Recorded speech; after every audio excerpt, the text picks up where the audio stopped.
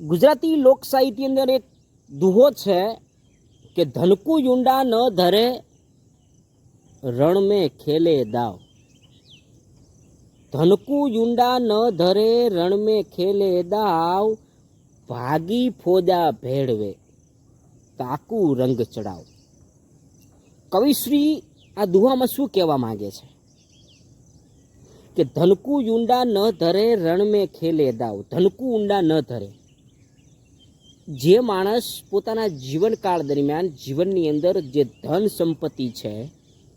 એને બથ ન ભરે, એનો મતલબ કે કંજુસાઈ ન કરે,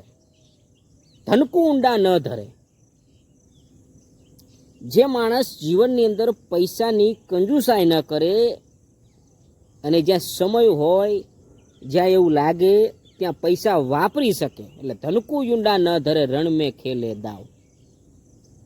ધન સંપત્તિની કંજુસાઈ ન કરે, બીજું રણ में ખેલે દાવ, રણ મેદાનની અંદર,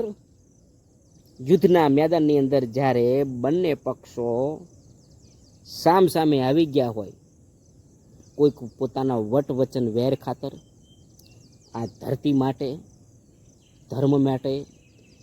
બેન દીકરીના લાજ માટે કંઈક એવી વાત પડી હોય, એના માટે જ્યારે પોતાના અધિકાર માટે જ્યારે સામ સામે બંને પક્ષો યુદ્ધના મેદાનમાં જ્યારે આવી પડ્યા હોય, એ વખતે સમય સંજોગે ક્યારે એવું થાય છે કે એક પક્ષ હારી જવાની તૈયારીમાં હોય,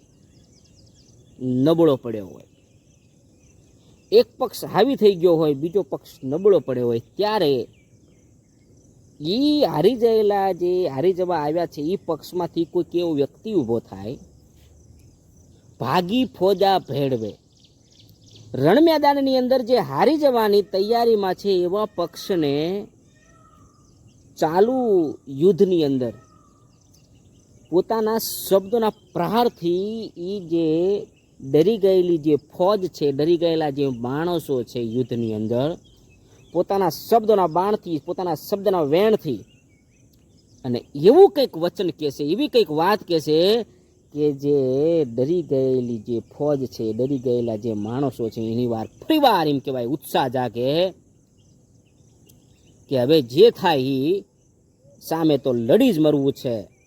એમ જ્યારે ચાલુ યુદ્ધ મેદાને માણસો ડરી ગયેલા હોય, એને પોતાના શબ્દોના પ્રહારથી, શબ્દોના વચનથી ફરીવાર એ ફોજને જાગૃત કરે અને રણ મેદાનની અંદર ફરીવાર લડવા તૈયાર કરે,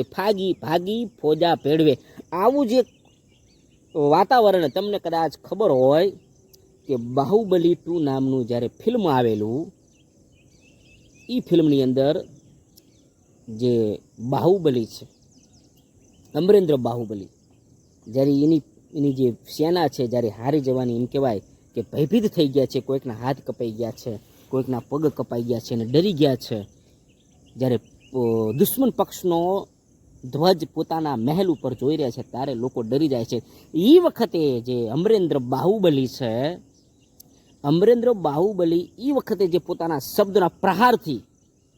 જે પોતાની ડરી ગયેલી ફોજને જે જાગૃત કરે છે, એ જે ભાગી ફોજા ભેળવે એવા માણસો ને એમ કહેવાય કવિશ્રી રંગ દેવો જોઈએ કે ધનકુ યુંડા ન ધરે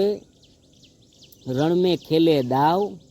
ભાગી ફોજા ભેળવે તાકુ રંગ ચડાવ। કવિશ્રી કહે છે કે આવા માણસો